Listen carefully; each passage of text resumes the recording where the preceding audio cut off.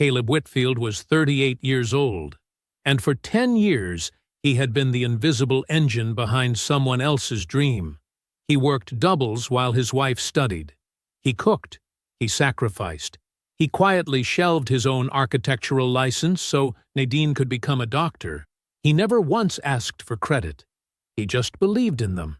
On the morning his wife received her medical license, Caleb pressed his best shirt, bought her a single white orchid, and sat in a hospital atrium ready to celebrate everything they had built together.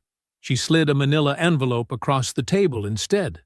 Divorce papers, filed that same morning, before the ceremony. While Caleb was parking the car, she was already ending the marriage. She looked at him and said they simply wanted different things now. What she didn't know, what she never once thought to ask, was what Caleb had already been building in the dark. And in 3 years, she would find out exactly what that was. Before we jump into the story, comment where in the world you are watching from and subscribe, because tomorrow's story is one you need to hear. Through the pre-dawn darkness of Memphis, Caleb Whitfield sat hunched over his drafting table, the soft scratch of pencil against paper the only sound in the quiet house. His fingers moved with practiced precision across the community development plans, a mixed-use project that could transform a neglected stretch of South Memphis.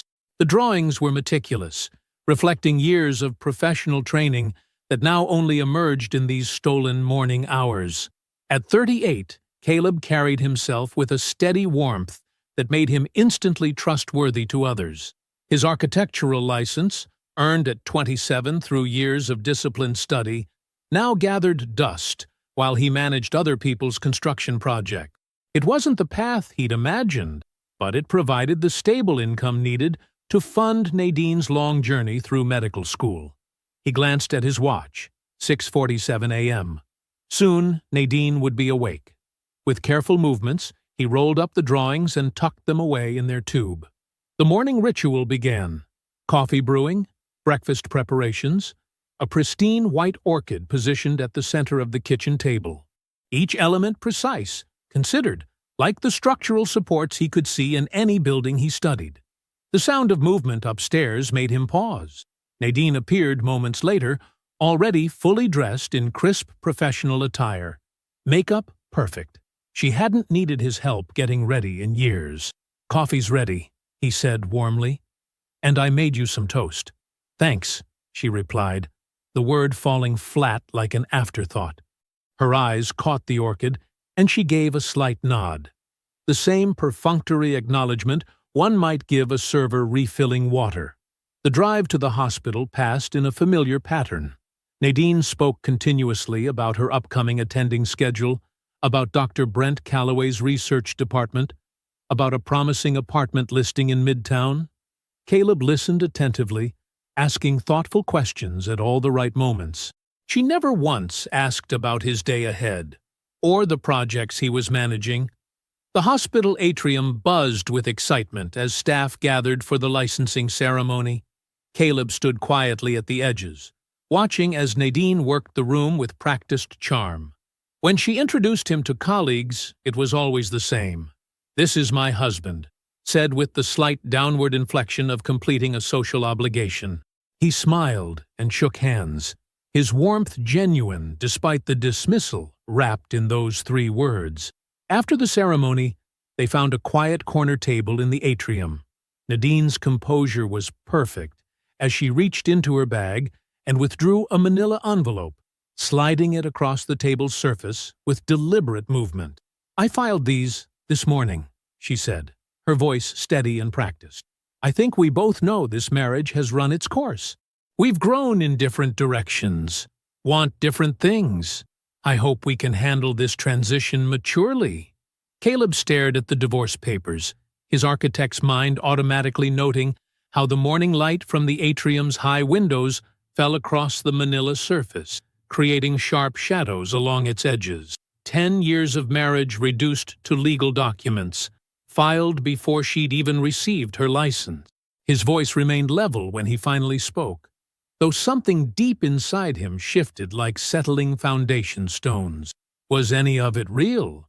Nadine's response came smooth and rehearsed, like a diagnosis delivered to a difficult patient. Of course it was real, Caleb. We just want different things now. He studied her face. The same face he'd watched across countless breakfast tables, the same features he'd supported through every exam and setback. But now he saw it with an architect's eye for structural integrity, and he recognized what had been there all along, a facade with nothing behind it. Without another word, he reached for the white orchid he'd placed between them. His fingers curled around its delicate stem, then released. He left it there on the table, a solitary marker of everything he'd given that she'd never truly seen. As he walked out of the atrium, his footsteps echoed against the polished floor. Each step carried him away from a decade spent building someone else's dream, while his own gathered dust in pre-dawn hours. After leaving the hospital atrium, Caleb sat motionless in his truck, hands resting on the steering wheel. The concrete walls of the parking garage held the morning silence like a vault. He wasn't crying. His breathing remained steady. His mind worked like it did when examining structural problems, methodically breaking down each element, analyzing where the support had failed. 45 minutes passed as he sat there, the fluorescent lights casting harsh shadows across the dashboard. The divorce papers weren't a surprise. Not really. They were just confirmation of something his architect's eye had seen forming in the foundation years ago. Hairline cracks that had been spreading beneath the surface while he kept trying to patch them over. What he needed now was his father. Walter Whitfield's quiet presence had always been the truest north in Caleb's life. A man who understood that some things needed to be said, and others just needed to be witnessed. The small bungalow in Orange Mound, where Walter had lived for 30 years, was the kind of place that expected nothing from you except honesty. Caleb pulled into his father's driveway just before noon. The familiar sight of Walter's old pickup truck parked in its usual spot provided a moment of comfort. But when he reached the front door, something was wrong. It was unlocked. Walter never left it unlocked. The wrongness deepened as Caleb stepped inside, calling out, "Dad?" He found Walter on the kitchen floor, one arm stretched toward the counter where his coffee mug sat, half full. The scene burned itself into Caleb's memory with architectural precision. The angle of morning light through the window, the worn linoleum pattern, the steady man who had raised him lying too still on a floor he'd walked across thousands of times. Caleb's hands didn't shake as he called 911. His voice remained clear as he gave the address. The paramedics arrived within minutes, their movements efficient, but already heavy with an understanding Caleb refused to accept. As they worked, Aunt Lorraine appeared in the doorway, her reading glasses still pushed up on her head like she'd left something in the middle to be there. The waiting room at Methodist East was painted in muted blues meant to be calming. Caleb filled out forms with the same steady precision he used for construction documentation. Lorraine sat beside him, her presence solid as a foundation wall. When the doctor appeared with that particular expression medical professionals practice for these moments, Caleb already knew. Walter Whitfield was pronounced dead at 11:47 a.m. Cardiac event. The same morning, the same day. The universe's timing had a brutality to it that Caleb filed away somewhere he couldn't examine yet, because there was too much that needed doing. He moved through the rest of the afternoon with hollow competence, his mind operating like it did on complex job sites, identifying what needed to happen next, executing each task with careful attention. He contacted the funeral home his father had prearranged with years ago. He called Walter's small circle of friends from the transit authority. He answered questions about arrangements with clear, considered responses.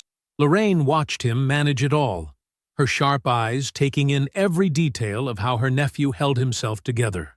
As evening settled over Orange Mound, they sat at Walter's kitchen table, the same table where Caleb had eaten Sunday dinners his entire life.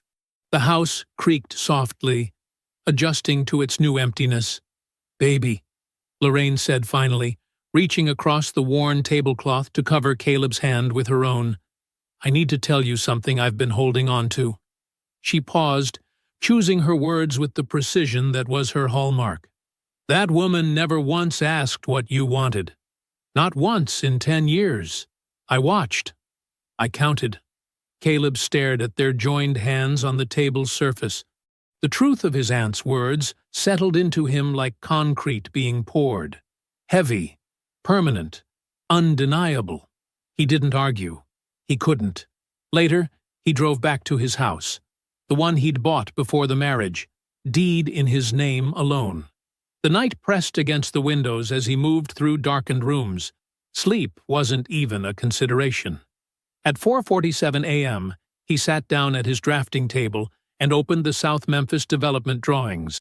His pencil moved across the paper with quiet certainty. This wasn't escape. This wasn't distraction.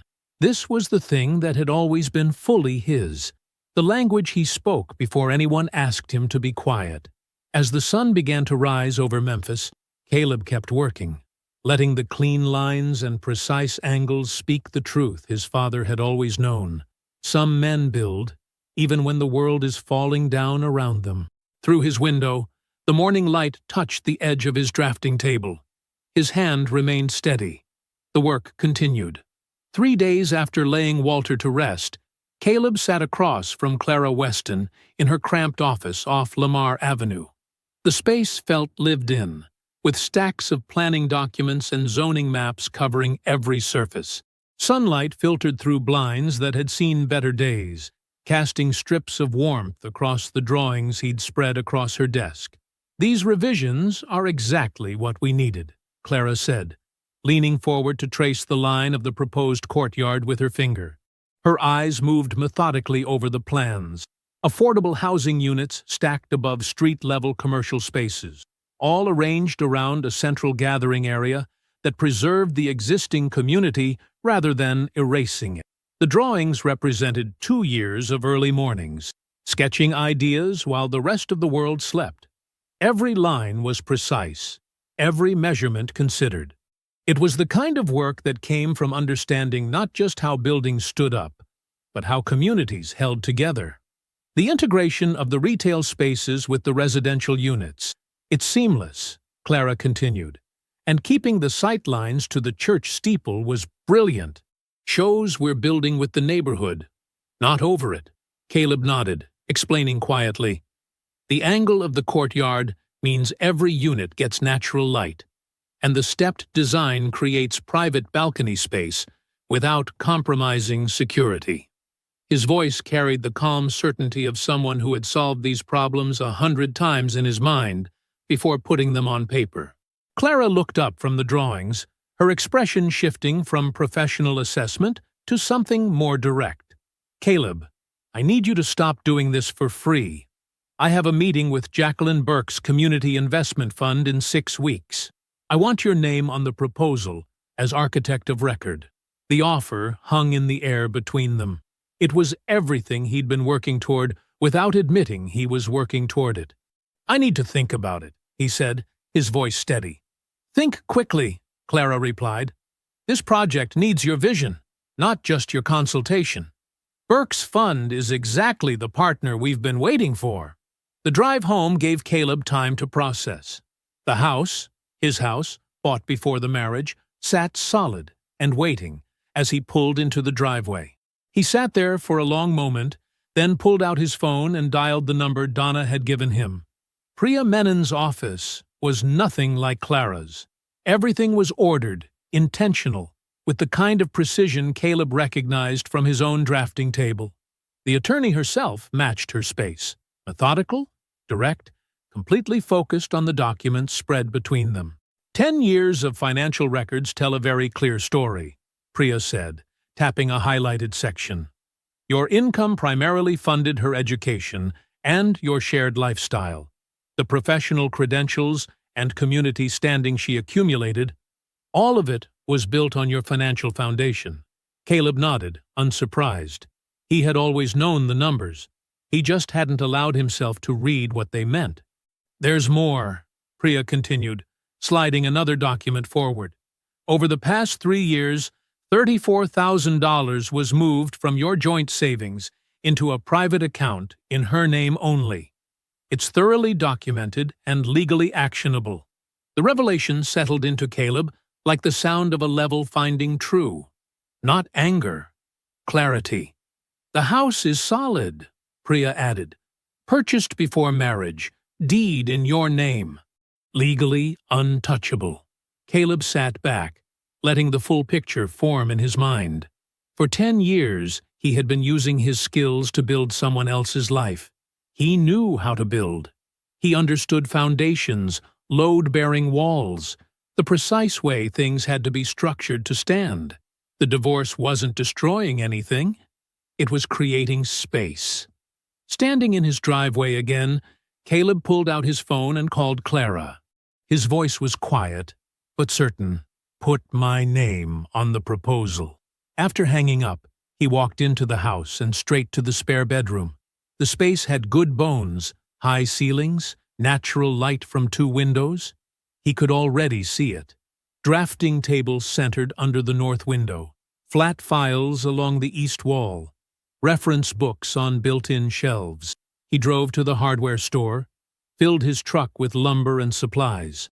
By evening, he was building the first set of shelves, measuring each cut with the same precision he brought to his drawings. The smell of fresh-cut wood filled the room as the studio began taking shape, each shelf and surface an assertion of purpose. The work continued into the night, solid and steady, like his father had taught him. Build it right the first time. Make it last. The morning light filtered through the diner's windows as Caleb slid into the booth across from Donna Price. She had already ordered coffee for both of them.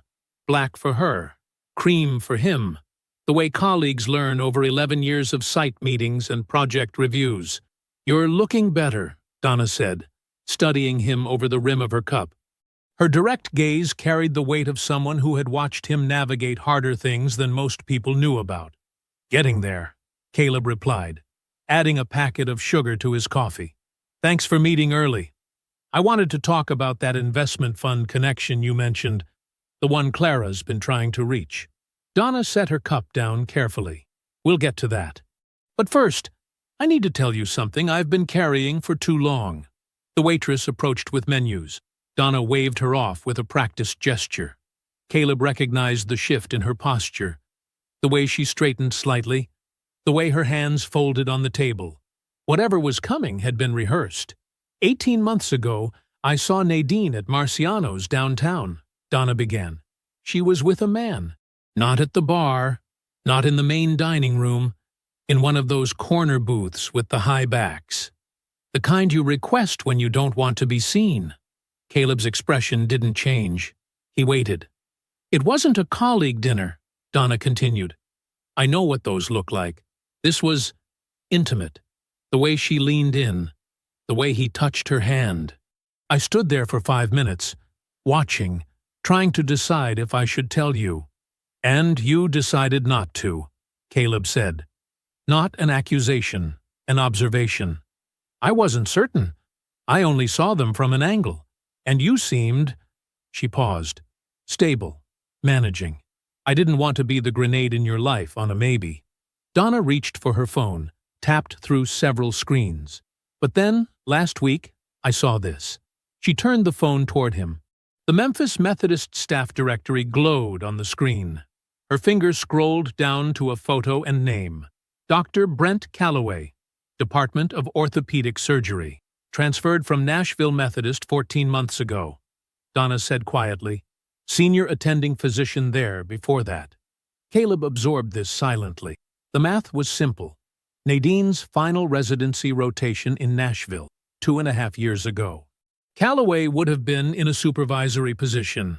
The timeline stretched back well before the divorce papers, through months of Caleb paying tuition bills and packing lunches and believing in a future that was already gone. He took a slow sip of coffee. Were they obvious about it? After he transferred here?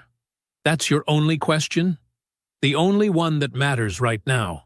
Donna shook her head, a mixture of frustration and respect crossing her face. About the investment fund, Jacqueline Burke's group has been looking for exactly this kind of community-centered development. I can make the introduction this week. Thank you, Caleb said. That would help Clara's timeline significantly. That's all you're going to say? About any of this? Caleb looked out the window for a moment, then back at Donna. His voice was steady. What would saying more change? The question hung between them. Donna studied him, really looked at him, and something in her expression shifted from concern to understanding. This wasn't denial or suppression. This was discipline. I'll email Burke's office today, she said finally. You'll have a meeting date by Friday. I appreciate that. Caleb pulled out his wallet and placed money for both coffees on the table. I should get to the site. We're pouring concrete on the East Foundation this morning. That evening, in his newly built studio, Caleb worked on the presentation drawings until midnight. Each line was crisp and intentional, each measurement precise. The community courtyard took shape under his pencil. Not just a space, but a statement about what could be built when someone understood both structure and people. He didn't mention Brent Calloway's name. Not that night. Not in the days that followed. When Clara's email arrived with the confirmed meeting date, he responded with professional efficiency and returned to his drafting table. The drawings demanded his full attention. He gave it without reservation. The proposal. The investment fund's conference room felt different from the usual construction site meetings. Floor-to-ceiling windows overlooked downtown Memphis, and the long table gleamed like polished stone. Caleb adjusted his tie, the dark blue one Walter had given him 3 Christmases ago, and began laying out the drawings with Clara beside him. Jacqueline Burke entered with 2 fund associates. She was shorter than Caleb expected, but her presence filled the room immediately. She wore a tailored charcoal suit and carried herself with the authority of someone who had been evaluating million-dollar proposals for decades. Ms. Weston? She nodded to Clara, then turned to Caleb. Mr. Whitfield, show us what you've designed. Caleb unrolled the first drawing, the site plan that had taken shape across months of pre-dawn sessions at his kitchen table. His voice was steady as he walked them through the vision. 48 affordable housing units arranged around a central courtyard, street-level commercial spaces reserved for Black-owned businesses, community gardens integrated into the design rather than added as an afterthought. The existing properties, he explained, indicating specific sections, are incorporated rather than demolished. We're building around the community, not over it. Jacqueline studied the structural drawings intently. These support columns in the courtyard, how are you handling the load distribution with that span? Caleb didn't hesitate. We're using post-tensioned concrete beams with integral steel reinforcement. The loads transfer through a distributed grid system that allows for maximum open space while maintaining structural integrity. I can show you the calculations. He pulled out a detailed engineering analysis. Jacqueline's eyebrows rose slightly as she examined it. And the foundation considerations? This area has some soil stability challenges. We've designed a deep pile foundation system, Caleb replied, opening another drawing. 18 feet minimum depth, with additional reinforcement at these key points. His pencil touched specific locations. The geotechnical report confirmed we'll hit bedrock at 15 feet. We're going 3 feet beyond that for safety margin. One of the associates whispered something to Jacqueline. She nodded, then asked her final question. The community spaces. How are you managing security concerns without creating a fortress mentality? Caleb pulled out his most recent drawing, the one he'd finished at midnight 3 days ago. Natural surveillance principles, clear sight lines, strategic lighting, multiple access points that are visible but controlled. The courtyard design encourages constant community presence while maintaining defined boundaries. It's open, but not exposed. The room fell quiet as Jacqueline studied the drawings. Clara sat perfectly still beside Caleb. Finally, Jacqueline looked up. Initial funding approved, she said. We'll need final construction documents within 60 days. Mr. Whitfield, You'll be architect of record? Yes, Caleb said simply. Good. Let's get the paperwork started. The next week moved in parallel tracks. While Caleb and Clara signed the development agreement, Priya's office advanced the divorce proceedings. The discovery documentation landed with precise impact.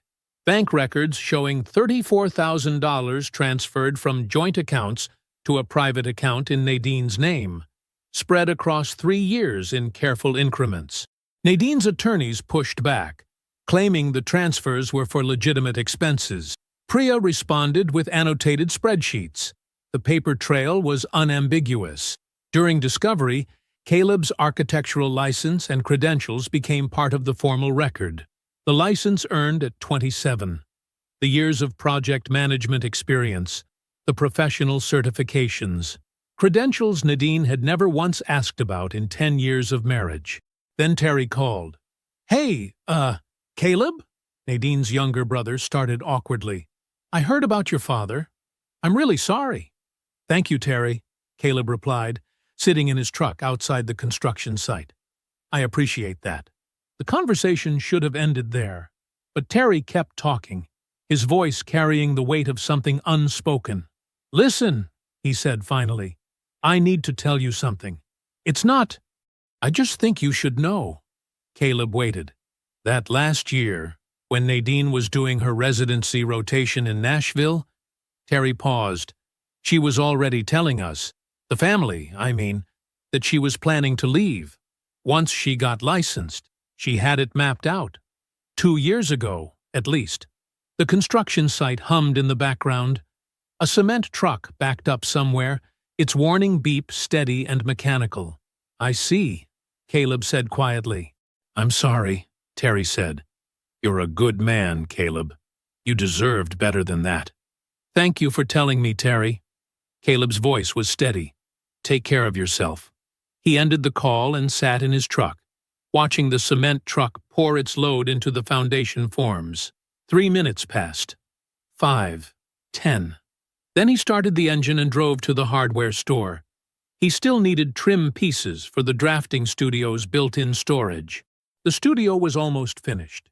He could complete it tonight if he worked late. The power saw hummed under his hands as he made precise cuts. Each piece fit exactly where it was meant to go. Title: While She Celebrates. The February dawn crept over Memphis like spilled coffee.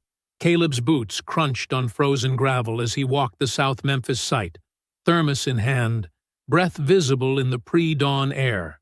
Yellow construction lights cast long shadows across the foundation forms. He'd been here since 5 a.m., reviewing the day's poor schedule with the concrete crew. Mr. Whitfield? Carlos, the lead foreman, called out. We hit something unexpected in the northeast corner excavation. Caleb followed him to where the digger had exposed what looked like old utility infrastructure. Thick concrete, encasing what might be abandoned conduit. Let me see the site survey again, Caleb said, unrolling the drawings on the hood of Carlos's truck. He studied them for a moment, then pulled out his phone and pulled up city utility maps. We can redirect the foundation here and here, he indicated, sketching quickly on the drawings. Adjust the pile depth to 20 feet in this section to compensate. Carlos nodded. Most architects would have had to call 3 consultants and wait a week for that decision. Most architects haven't spent 10 years in construction management, Caleb replied with a slight smile. He'd learned to solve problems in real time, to see both the design vision and the practical path to achieving it. The sun was fully up now. More crews arrived. Electrical, plumbing, steel. Caleb moved between them, answering questions, adjusting plans, keeping the project moving forward. Clara had called him the best collaborator she'd worked with, but it wasn't collaboration so much as complete understanding. He knew what each trade needed because he'd worked alongside them for years. Mr. Whitfield? A young voice called out. Andre, the architecture student from the university program, stood nearby with his portfolio tucked under his arm. Is this a good time to review the section drawings? Come on, Caleb gestured toward the site office. Let's look at them together. Inside, Andre spread out his work. Careful hand drawings of building sections, surprisingly sophisticated for a third-year student. Caleb spent 45 minutes walking through them, explaining how theoretical designs translated to physical reality. "See how this beam connects?" Caleb pointed. "On paper it works. But in the field, you need to account for the welding access. Think about the person who has to make that connection 30 feet in the air." Andre absorbed everything, asking sharp questions. Caleb saw his younger self in the student's focused intensity. His phone buzzed, the Atlanta firm confirming next week's site visit. Their $9 million mixed-use project would be Whitfield Design Group's second major commission. Jacqueline Burke's introductions had opened doors Caleb hadn't even known existed 6 months ago. He didn't see the social media posts about Dr. Nadine Okafor and Dr. Brent Calloway at hospital fundraisers. He didn't follow their carefully curated appearances in medical society circles. He had deleted those apps months ago. His world had contracted to what mattered: the site, his drafting table, Sunday dinners with Aunt Lorraine where they talked about Walter and remembered him quietly. "Mr. Whitfield?" Another voice at the door. Ifeoma Adeyemi, the landscape architect, stood with her own set of drawings. "We need to discuss the courtyard dimension." Her tone suggested this wouldn't be a casual conversation. Ifeoma approached every design element with fierce precision. "These setbacks you've specified," she spread out her drawings. "They're wrong. They meet code requirements," Caleb replied. "Code isn't the same as correct," she said flatly. "Look at the shadow studies. Your building heights will turn this courtyard into a wind tunnel 3 months of the year. The community garden spaces need more direct sunlight." She walked him through her calculations. Each point was specific, technical, and irritatingly well documented. "The structural grid is already set," Caleb argued. "Changing these dimensions means redesigning the support system." "Then redesign it," Ifeoma said simply. She wasn't being difficult. She was being right. After 12 hours on site, Caleb sat at his drafting table at home, Ifeoma's comments forcing him to reconsider the courtyard configuration. The redesign would mean late nights, but her analysis was correct. The space needed to serve the community, not just satisfy building code. He worked until midnight, rethinking the structural grid. Something in him responded to her directness, her willingness to challenge him purely on the technical merits. It had been years since anyone had treated his professional judgment as something worth arguing with. He admitted silently that she was right about the shadows. He wouldn't tell her that directly. But tomorrow, he would show her the revised drawings. The downtown law office lobby was all polished marble and hushed voices. Caleb sat quietly beside Priya, watching morning sunlight filter through vertical blinds. She reviewed documents with precise, unhurried movements, arranging them in careful sequence. "Remember," Priya said quietly, "let me do the talking. Your job is to sit there and be exactly who you are." The conference room was modern, designed to project neutrality: pale walls, dark furniture, abstract art that offended no one. Nadine arrived with her attorney, Richard Bennett, 5 minutes early. She wore a charcoal suit that probably cost what Caleb used to make in 2 weeks of construction management. Her hair was smoothed into a perfect chignon, her makeup flawless. She carried herself with the particular confidence of someone who had already written the ending to this story. The mediator, a silver-haired woman named Patricia Holbrook, began with standard introductions. Bennett presented their position first. Given Nadine's imminent status as a high-earning physician and her contribution to the marriage's upward trajectory, they were seeking compensation equivalent to half the current assessed value of the house. Dr. Okafor's medical career represents a significant portion of the marriage's accumulated value, Bennett argued smoothly. Her future earning potential was built during these years with Mr. Whitfield's support, and that potential has material worth. Caleb watched Nadine's face as Bennett spoke. She sat with perfect posture, hands folded on the table, wearing the same expression she'd used when explaining complex diagnoses to patients' families. Warm, but authoritative. Someone accustomed to having her assessments accepted without question. "Thank you, Mr. Bennett," Priya said when he finished. She opened her portfolio with deliberate calm.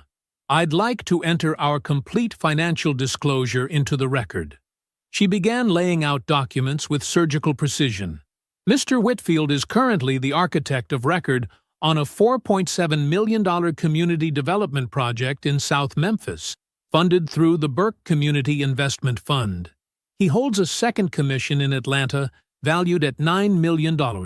Whitfield Design Group has 2 additional contracts pending review, with combined projected value exceeding $5 million. The room's temperature seemed to drop 10 degrees. Bennett's hand twitched toward the document. Nadine's perfect posture developed a slight rigidity. "Additionally," Priya continued, "we have documented the unauthorized diversion of $34,000 from joint savings accounts to a private account in Dr. Okafor's name over the past 3 years. The house in question was purchased by Mr. Whitfield before the marriage, with deed and mortgage solely in his name. His architectural license and construction management experience, previously deployed in service of supporting Dr. Okafor's education, are now generating significant professional advancement." She placed the final document on the table. "Given these factors, we believe Dr. Okafor's current position significantly overvalues her contribution relative to documented financial history." Bennett leaned toward Nadine, whispering urgently. Her composure showed its first crack, a slight tightening around her eyes, a barely perceptible shift in her jaw. "We'd like to request a brief recess," Bennett said. The mediator nodded. Nadine and her attorney left quickly, their heads bent together in intense discussion. Priya gathered her documents with the same unhurried precision she'd used to present them. "Well done," she said quietly to Caleb. When mediation resumed 30 minutes later, Bennett presented a dramatically reduced settlement proposal. Priya reviewed it carefully, then shook her head once. "I'm afraid that's still not acceptable," she said. "Given the documented financial history and current circumstances, we'll need to revise further." The session ended without resolution. Caleb thanked Priya and the mediator, gathered his coat, and headed for the parking garage. He was almost to his truck when he heard footsteps behind him. "Caleb." He turned. Nadine stood there, her perfect composure fractured. In the harsh, fluorescent lighting, she looked smaller somehow. "You've been sitting on all of this?" she asked. "This whole time?" He looked at her for a long moment. The woman who had shared his bed for 10 years while planning her exit, who had taken his support and his sacrifice and never once looked past them to see what he was actually building. "Nadine," he said, his voice quiet but clear in the concrete echo chamber of the garage. "I was always building. You just never looked." The afternoon sun slanted through Aunt Lorraine's kitchen windows, casting warm rectangles on her worn linoleum floor. The smell of pot roast and cornbread filled the house. Sunday dinner, the way it had been for decades. Caleb sat at the kitchen table, watching Lorraine move between counter and stove with the easy rhythm of someone who had cooked in this space for 30 years. "You haven't touched your sweet tea," she said, glancing at his full glass. "That's not like you." "Just thinking," he replied. Lorraine turned from the stove, wiped her hands on her apron, and studied him with the particular attention she reserved for moments when something needed saying. She pulled out the chair across from him and sat down. "How are you?" she asked quietly. Not the case, not the project. You. The simple directness of the question caught something in his chest. He looked down at his hands on the table. Builder's hands, architect's hands, capable of both precision and strength. For a moment, he couldn't speak. "I keep finding drawings," he said finally, his voice low. "In folders, in old notebooks. Things I sketched over the years and never showed anyone. Buildings I wanted to design, spaces I saw in my head. Every time I find another one, I remember exactly where I was when I drew it. What was happening that made me put it away? Lorraine didn't interrupt. She just watched him, letting the truth find its way out. There was always something else that needed doing, he continued. Another tuition payment, another rotation schedule to work around, another reason why my time wasn't mine. And I told myself it was fine, that supporting her dream was enough, that watching someone else build their life while yours stays in folders is what love looks like. His voice caught slightly. He took a breath. The day she got licensed, I had 3 different developers interested in meeting. Real opportunities, but I couldn't take any of them because she needed me available for her celebration dinner. So I put them in a folder too, like I always did. The kitchen was quiet, except for the slow bubbling of the pot on the stove. Sunlight caught the edge of his untouched glass, making prisms on the tablecloth. Last week, I found sketches from 2018, a community center design I did during my lunch breaks at the construction site. I remember being so excited about it. I showed it to her one night while she was studying. She glanced at it for maybe 3 seconds and said, "That's nice, honey," without really looking, then asked me to make her some tea and be quiet so she could focus. Lorraine's face held a complicated mix of anger and grief. "Why didn't you say something sooner, baby?" "Because saying it would have meant admitting how much it hurt," he said simply. And I wasn't ready to know that about myself. Or about her. He ran a hand over his face. 10 years, Aunt Lorraine. 10 years of putting every dream I had in folders while she built her life. And the whole time, she was already planning her exit. Already seeing someone else. Already decided I wasn't enough. Lorraine reached across the table and covered his hand with hers. Her palm was warm from cooking. "Listen to me," she said. "She's going to figure out what she walked away from. And by then, it won't matter." "How do you know?" "Because women like that don't know what they have until someone else wants it." Lorraine's voice held absolute certainty. "And by then, if you're smart, which you are, you'll be so far past her she won't even be able to see where you're standing." The drive home was quiet. Caleb thought about Ifeoma on the build site. The way she challenged every one of his design decisions with precise, technical arguments that forced him to defend his choices. The way she laughed without apology when she caught him in a logical inconsistency. The way she treated his professional opinion as something worth arguing with. He wasn't ready for anything. The divorce wasn't even final. But he felt something he hadn't felt in years, a kind of openness, like a door unlocking. He noted it, acknowledged it, and let it be what it was. Not an ending or a beginning, just a quiet shift in the light. The following week, the divorce was finalized with no drama, just clean paperwork and clear terms. The house remained his. The diverted assets were accounted for. Nadine accepted a modest settlement that reflected documented reality rather than her expectation. Caleb drove home from the attorney's office, changed into work clothes, and went directly to the build site. He worked until the sun set, losing himself in the precise satisfaction of seeing something real take shape under his hands. The mid-morning sun streamed through the windows of Roots Coffee in Midtown Memphis, casting long shadows across the polished concrete floor. Caleb arrived 5 minutes early, chose a corner table with clear sight lines to both exits, and ordered black coffee. His calmness surprised him. Not forced, just present. When Nadine walked in 14 months after their divorce, Caleb noticed 3 things immediately. Her perfectly pressed white coat, the slight tension in her shoulders, and something different in her eyes. The physician's composure was there, but underneath it lurked an expression he recognized from years of construction negotiation, someone who had run the numbers repeatedly, hoping for a different result. She ordered a cappuccino and sat across from him, placing her phone face down on the table. The gesture struck him as oddly vulnerable. Nadine always kept her phone visible, always ready for the next important message. "Thank you for meeting me," she said. "Of course. His voice was neutral, pleasant even, the kind of tone you'd use with a former colleague. She took a careful sip of her coffee, then set it down with precise movement. I saw the Memphis Business Journal last month. The profile on the South Memphis development. The photos were beautiful. Thank you. And then, last week, the architecture record piece about the Atlanta Commission. She smiled slightly. $9 million is significant, Caleb. That's impressive work. It's good work, he agreed. The kind I always wanted to do.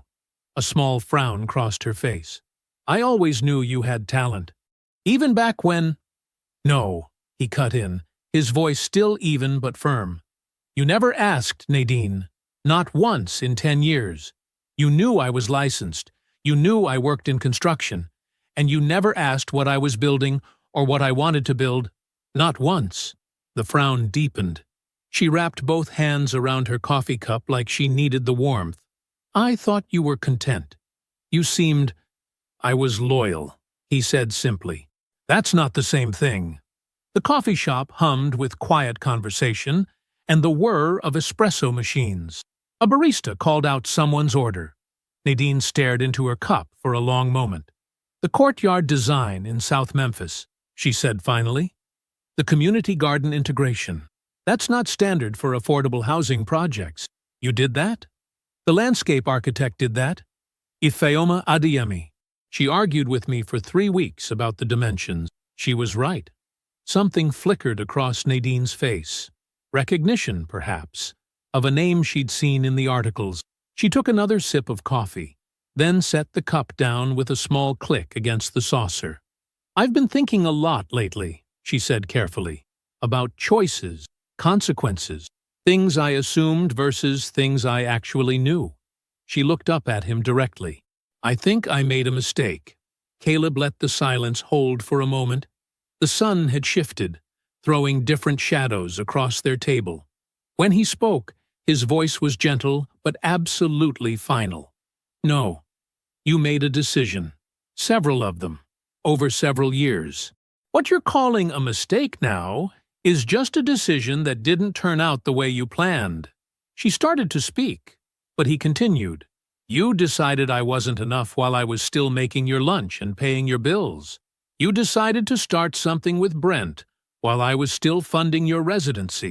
You decided to tell your family about leaving 2 years before you handed me the papers. Those weren't mistakes, Nadine. They were choices, clear ones.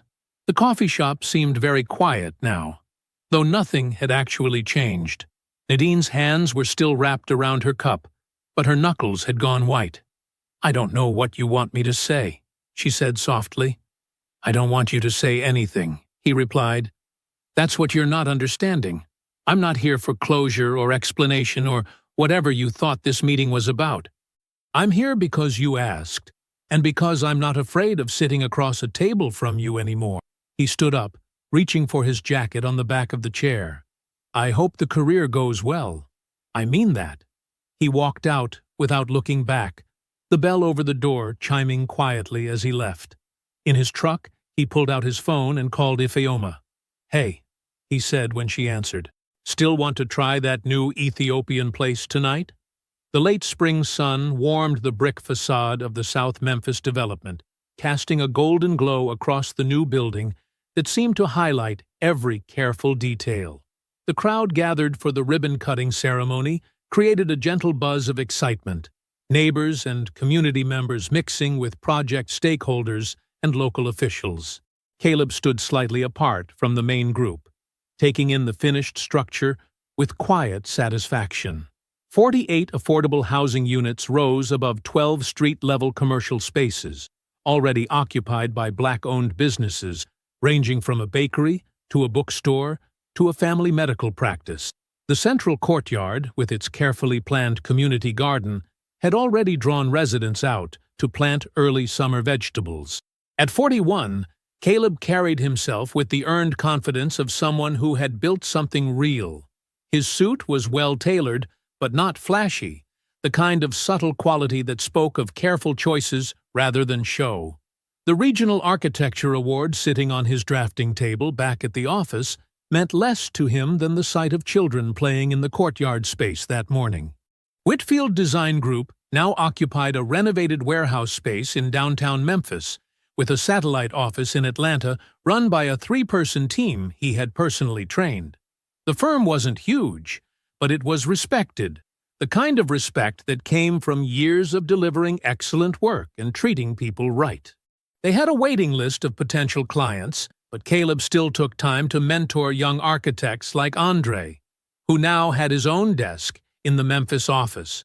Ifeoma moved through the crowd with practiced ease, her bright yellow dress a splash of sunshine against the brick.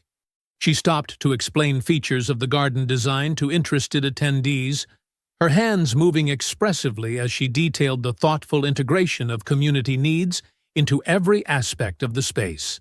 14 months together. And she still challenged him daily, most recently over dinner last night, debating the merits of different approaches to sustainable urban development until the restaurant closed around them. Donna appeared at his elbow, squeezing his arm affectionately. "Another set of developers called me this week, asking about you," she said with a knowing smile. "I told them to get in line." "You don't have to keep sending referrals," he reminded her. "I know. I just like watching you turn them down." They shared a quiet laugh. Aunt Lorraine would be proud when she saw this at Sunday dinner. Their twice-monthly tradition now included Ifeoma, who had won Lorraine over completely by bringing homemade jollof rice and matching her straightforwardness comment for comment. Somewhere across town, Nadine was probably at Memphis Methodist, carrying on with a life that had turned out differently than she planned. The HR review into her relationship with Brent Calloway during her Nashville residency had concluded months ago.